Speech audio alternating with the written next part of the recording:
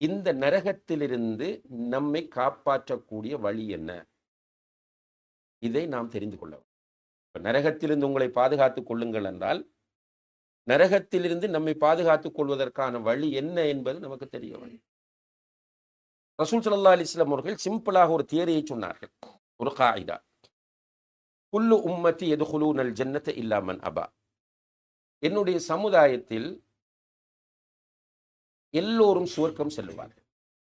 என்னுடைய சமுதாயத்தில் எல்லோரும் சுவர்க்கம் செல்லுவார்கள், சுவர்க்கம் செல்ல மறுப்பவர்களை தவிர என்று சொன்னார்.